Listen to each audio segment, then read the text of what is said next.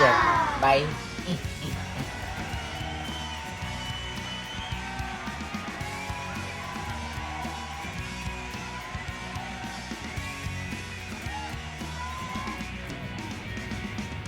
Ayan, magandang araw po muli sa inyong lahat. Ito na naman po ako. Ako po ngayon ay magluluto ng Korean Japchae.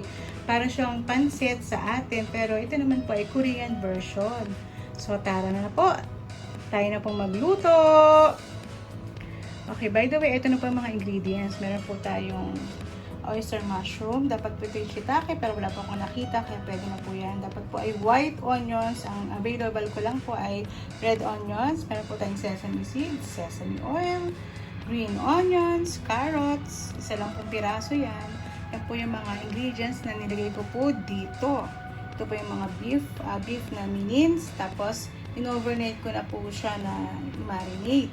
And then, meron po tayong baby spinach. 1 pack lang po ito. At then, syempre po ang star of the dish, ang Korean vermicelli na tawag po nila ay Korean Japchae. So, tayo na po magluto. So, ayan. Kumukulo na po ang ating tubig. Nag-ready na po ako kanina. So, ilalagay na po natin yung ating noodles. Ganyan lang po. And then, it will cook in about 8 minutes. So, wait for a while.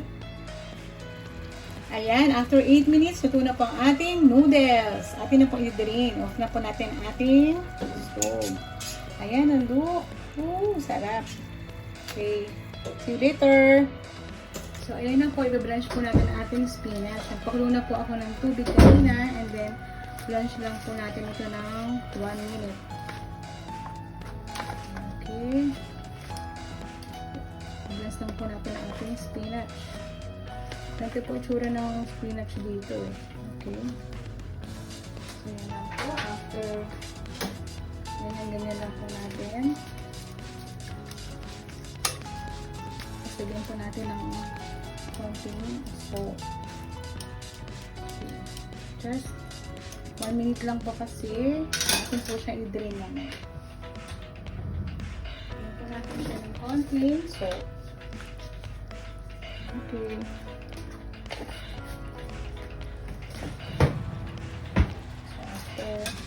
I think okay na po ito.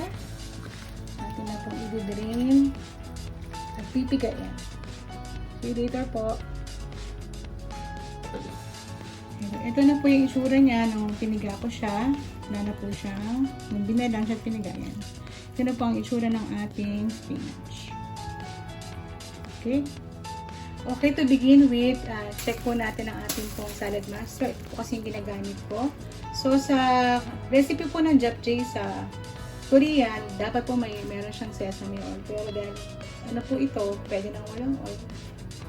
Lagay po natin, i-saute lang po natin ang mga onion. And then, mushroom. And then, the carrots. Actually, parang pinagsabay-sabay ko yan. Okay na yan. Saute lang po para luto naman po siya. Okay. So, yan. Wala pong oil yan. Okay. So,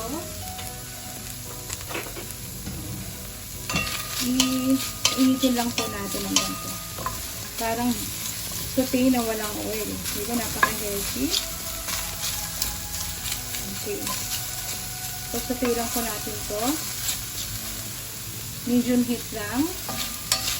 Sama-samahin natin dahil mamaya pagsasama-samahin din lang po ito.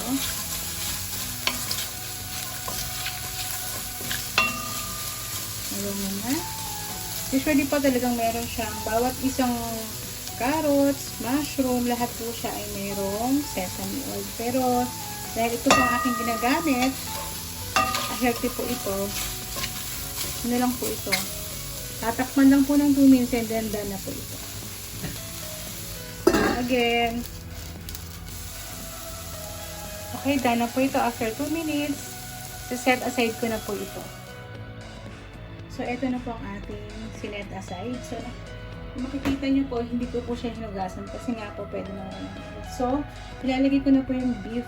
Okay, so ang beef po, dahil mainit na po siya, ilalagay lang po natin.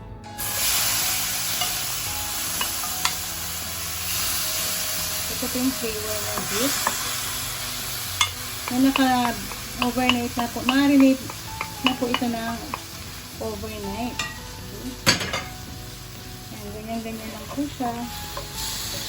Wala po siyang oil. Tapos yung mga gulay po kanina natira na residue niya, yan na po yan. Halo-halo niya.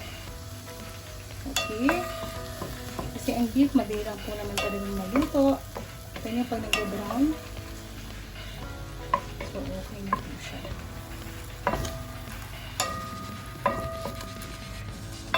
Bango na po. Diba ate? Ayan. May Korean na. Ayan. Just wait lang po natin. Alright. Konting halo-halo. Namiss ko yung halo-halo. Okay. Kita niyo naman po, oh. Okay. Just wait lang po tayo ng mga tiga 1 minute na lang. At okay na po siya. Alright.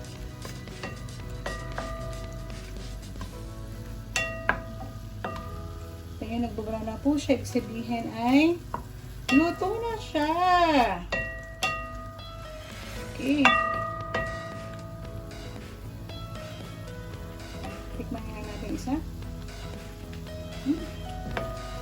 Okay. Up. Yan, balik na po natin. Muli sa balik na po natin muli dito sa bowl. Bakit po? Kasi meron siyang ano, diba? Natira pang sauce. So, lower heat ko na lang po. Okay, pwede mo ba lang rin? So, lang pong yan.